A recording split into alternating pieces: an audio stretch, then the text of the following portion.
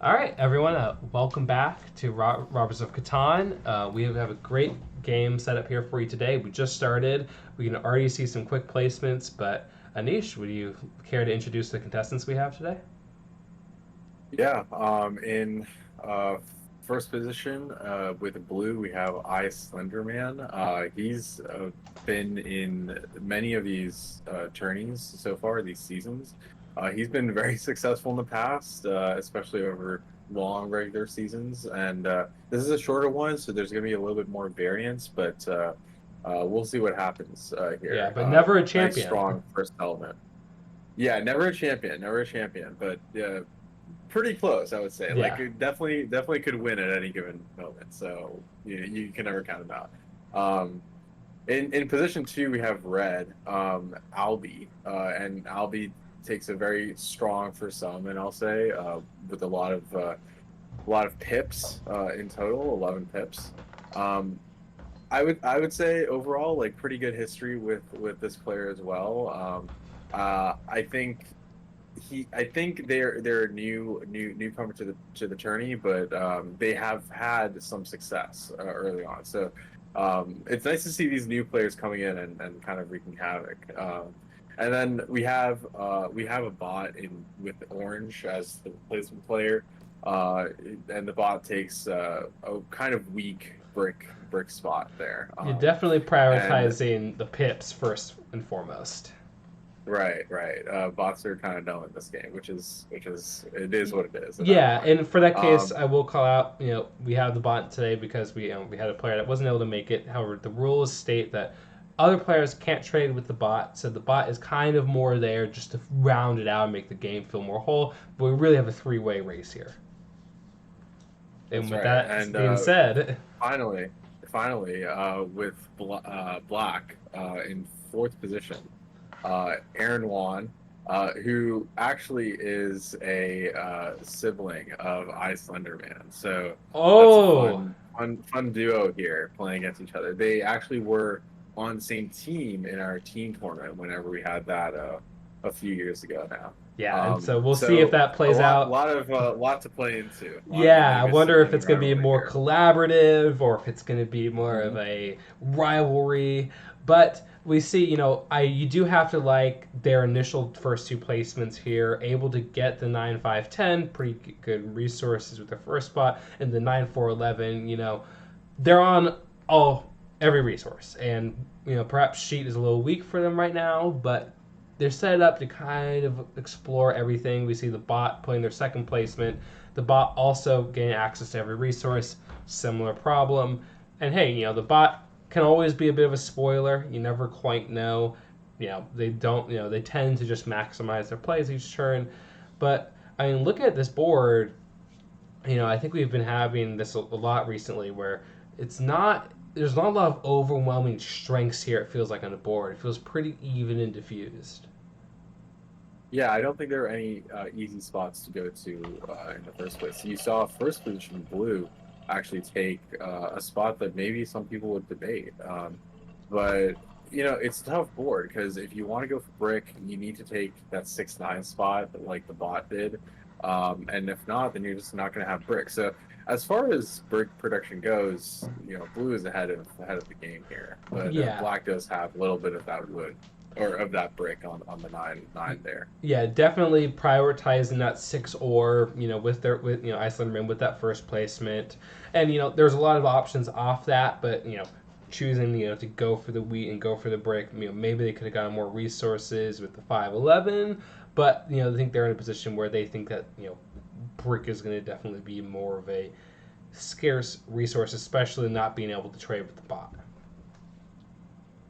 Yeah, I think this will be a slow game to start with the lack of compatibility. I think Black is in position to expand early. We'll probably settle on the 3-for-1 port and see if they can build down to maybe the 5-10. Uh, they're kind of locked out of any other ore, but they'll be in a pretty good spot because they'll have access to all types of resources. Yeah, and we have Icelander taking some time here. Going on that 5-10 spot you just mentioned, Yeah. it's an interesting strategy here because they were in a position where they didn't have access to, either sheep or wood, opting to go for the sheep, continue to get the ore. And I think perhaps there was a world where that 8-4 spot might have also been in play on the 3-for-1 port, just because, they can get the wood there, but they definitely seem to be prioritizing that development card strategy at this early onset. Yeah, and I think you can't go wrong with Death Card strat because you can win with the Death Card strat. Um, you just got to get lucky with what you pull. And there is a decent amount of production. I would like more wheat production for Death Card strat here. Yeah, not But really sure. you Like, never know. and that is the thing that was it that you say about wheat? No wheat equals defeat. Yes, and we got a 2, a 3, a 4, and a 9. It is wheat production is not looking great. We're in a position here also where red has no access to wheat. That is going to be an emergent storyline here. With not on a port, getting that 8-4 port spot on the wheat is going to have to be the early priority for red here because, as I said, like each of their competitors is on only a single wheat spot, and with the lack of it and the necessary component, I don't think that trading with wheat, I don't think that anyone's gonna be up here being like, "Hey, I have extra wheat." Yeah, I think wheat is obviously very hard to come by in the sport, and you need wheat for pretty much everything. So yeah, I think everyone's going to try to settle on the wheat spots. Whoever can handle and take care of the most wheat will probably win this game. Yeah, and we see, early on, Albi is able to get that necessary road. Is up to 8 resources going into their turn here. I said, but they, opt to skip their turn. They don't have that crucial wheat, and no one's traded it. And they're in a position where, I mean, if no one's gonna be trading wheat, they have to kind of wait until they get 4 resources. Yeah, Up to 10. And that's the tough spot to wait at. Yeah, and we see a quick settlement here for Aaron Wan. You have to, the settlement's, you have to respect it. It is an interesting choice here, going to go to the 9-2 instead of that 9-12 spot. 9-12 spot does give them similar production for resources, gives them more of the wheat, gives them a port. You have to think it's a slightly better spot. But I think they're in a position here where they're worried about Orange taking that spot early, perhaps. Then they wanted to lock it down. They know that Orange is further away from that 3-for-1 port. Yeah, I agree though. I think going for the 3-for-1 port would have been the better move early on. I mean, and early right port here, a huge advantage. I mean, in right here you see the example of the bot AI. The bot had the capacity right there with the road building development card and the resource to build 3 roads. Opts to kind of encircle the 6. Obviously, they could have easily cut off black to 9-12 port, things like that. The bot is kind of just there. Right. Yeah. I mean, we'll see how it pans out. You never know with the bot. Yeah, the bot it does have road, and they are ahead. So. And hey, if you're rooting for really, some chaos, really the bot could be a very fun spoiler. But I mean, if that was a player here, we'd be saying, "What are they thinking?" Yeah. And Black's able to put down that road, get a second settlement. I mean, Black, Aaron, we talked about with their initial placement, they had good production, they had access to every resource, and we can see it paying quick dividends, able to build the roads, able to build the early settlements, and I mean, Aaron Wan just jumping up to an early lead here. They kind of have everything they could want to start the game. Yeah, and the experience is showing, right? I think you can tell he's got everything under control. He has access to every single resource. He's got the early port. He's got everything going for him, and I don't know if there's necessarily even a way to completely stop him at this point. It's gonna take some robbers. Yeah, and we talked about it earlier. Both red and blue missing critical resources, either for settling. Blue is missing access to timber. Red is missing access to, interesting, to wheat. And we see, red, blue here has a 4-for-1 with the bank just to build a road. That's not early game resource management that you are hoping for. Yeah. I mean, it is what it is, right? You gotta do something, and you gotta take some risks. And I will say that's what happens when you don't have access to all the resources. Yeah, right? and I'll say this bot, I mean, we can knock the bot's decision making, but you can't knock 6 VP. Yeah, and I'm not gonna lie. I mean, they have the two for one brick port. Honestly, the bot is serious competition at this point. I mean, Um, that brick so they're port gonna have to be with careful. that six, and I mean, if your competitor, yeah, it's a very easy target to put that robber on that six spot. They might have to with because hey, you Right. do not want to have to go to bed at night knowing you lost to a bot. That's right. That's right. That would be very embarrassing, Yes. especially on here. Yeah, and we see, the kind of trades we're gonna have to see where we see Icelanderman and Albie trading resources. I mean, that's gonna need to be the connection. I can't imagine that like Aaron, Aaron's only gonna need a trade with either of them in a way that really benefits him, and so you're gonna kind of need to see this partnership develop between Icelanderman and Albie. We see it paying, that trade leading directly to immediate settlements for both of them, and that's the kind of moves that they're going to need to make. That's right. And the Oh, and the bot six completes the hitting the circle. bot, getting there for resources. I mean, hey, there's a possibility the six isn't blocked. A bunch of sixes get rolled. Bot, I said, sorry, six VP. Yeah, honestly, it's a very strong setup. If I was playing the setup, I would be very happy right now. Yeah, it puts Because yeah, go ahead. it puts Albie and Slenderman in an interesting spot here with the robber, where you know if you're thinking here about if that if Orange was a human, you think they would have to put it straight on the six. You said they opt for the nine. Still kind of discounting the bot's ability to impact this game and identifying Aaron as the biggest threat. Slenderman, quick city here, that's huge for them.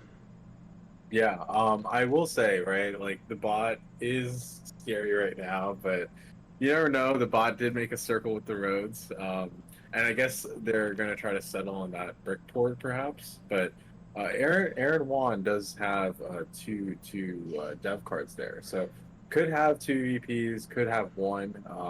But either way, he can settle pretty soon on that weed port, and that's five EPs, and then it's off to making cities.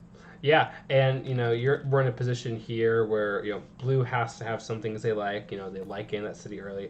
We have the bot getting another settlement on the port that has very little value for them. It is the decision making with the bot is always what the decision making with the bot is going to be. But I mean, the roles have been right. They're at 7 VP. I don't know about you, but there's definitely a part of me that would love to see the upset here. Yeah, I am definitely rooting for the bots. Like this is crazy. Um, they have good variety and resource production too, right? If you really think about it, if they're really going for cities now, which is the only thing they can build, the three needs to roll once, and then they'll have enough for a city. Because they can definitely trade in all that brick and now wood for city material. Like I think it'll come quick, and then they have the road building, they have the ports, they can settle on the eight sheep, two for one four board. I see a future. I see a vision here.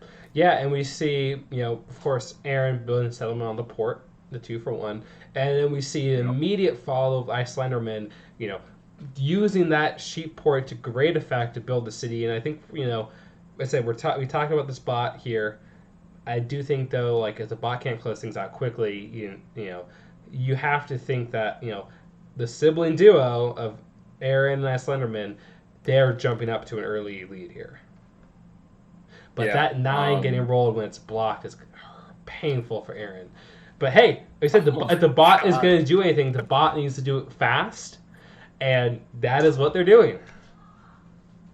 Yeah. I Yeah. mean, They got I their mean, city, like, which like a six is two of any resource, and nine is any yeah, resource for the bot. yeah. I mean, that's pretty much the only numbers they get much on. I mean, they do get some other resources from the 2, 3, 5, 6, 11. But the bot, Hmm. sneaky scary here. If that robber can't find its way there, I mean, you can't dispute 8 VP. Yeah. They might work together here to take road from the bots. And you see Aaron one here connecting. Oh, almost connecting, but setting up to connect and take away roads from Orange here. Yeah, and we'll see. I mean, it is a position where the orange, as much as we might knock the encirclement strategy, that is a long, continuous road that they can keep building.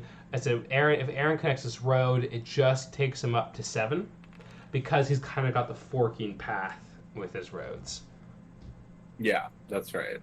But at 7, maybe you can get to 8 pretty quickly, right? Like you never know. Yeah, Um, and more yeah, position here with Albie. I was wondering if Albie was going to follow through and keep it on the bot, being in a position that that's right. they're struggling a little bit. But yeah, I mean, this is the bot, public enemy number 1. That's right. But um, Black here, Aaron one. He could be at 7, he could be at 6. Um, Once he takes away this road, he's going to be the easy number 1 target, and it might be very easy for him to kind of take away the game at that point. So Yeah. his first enemy is the bot, and after that, I don't know who else challenges. Yes. All right, and I mean the bot though extending their longest road lead. They're going to cap out around 10. It seems just based off of the paths available to them. But I mean, it would be quite the highlight to see the bot take it out in this game. Yeah, yeah, I think so. I think that would be that Yeah, would be the quite bot heard us. quite The bot heard us talking shit, and it was like, yeah, "Hey, that's I right. I don't think you're familiar with my game." Yeah, yeah. Um, All right, but we'll see. we I see mean, that the human 6. players can all work together, right? So that's something that they can't do with the bot. Yeah, and Albie, with a quick settlement and quick sitting successive turns, pulling themselves kind of back into this game. And, we're in a position here where the bot's at 8. We have a 3-way tie for second at 5 here. I will point out Aaron has 2 development cards in hand. Icelanderman has 9 cards in hand. Let's see if they can pull anything out in the next couple of turns. And we see a 7 coming in. For the bot, it's ideal. Icelanderman is feeling the pain. Yeah. Um, that those always hurt, right? Especially when you're behind and Yeah. you need all the development you can get, right? Like they're still looking to build a little bit more. So Yeah. um, yeah, that's And tough. and I would say, like, reading between the lines here, we've seen no knights get played.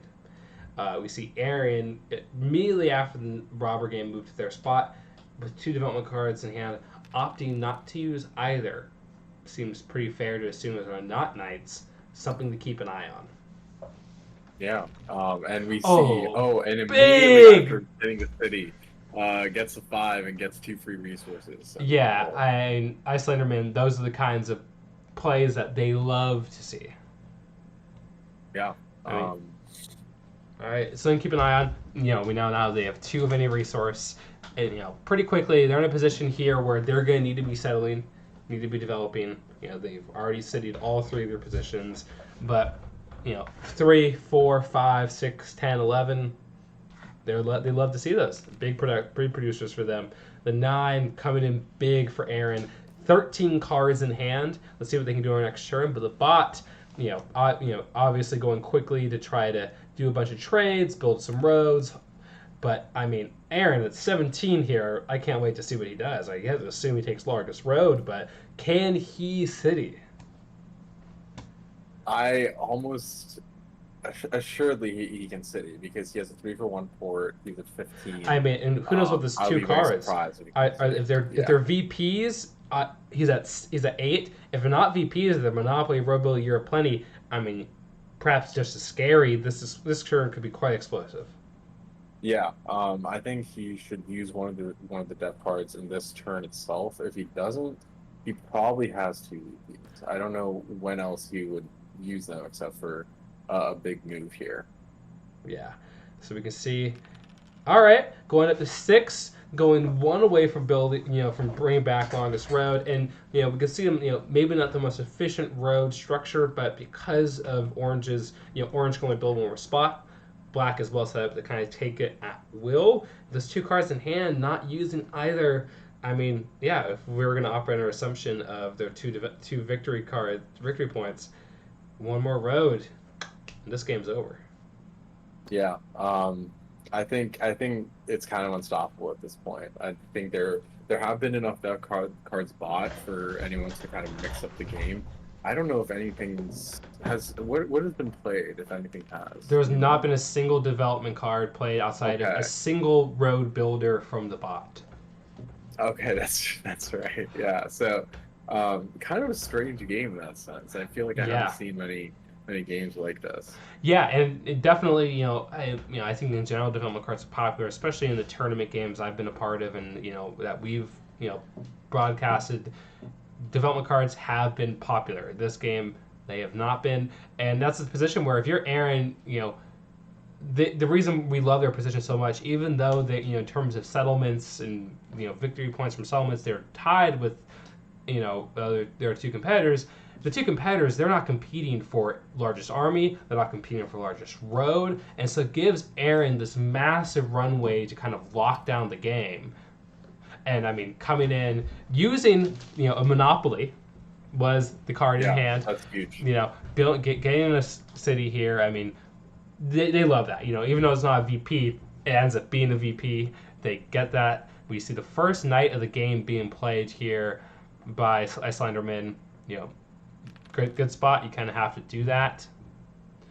But Aaron, And something you'll notice also, dev cards when they're not knights, usually they will lead to a VP. So, you may think they may not have all VPs, but like it might be the equivalent, right? Just because of the action they can take using that exact card in a certain moment, right? So, yeah, every dev card could be a VP at the end of the day in reality.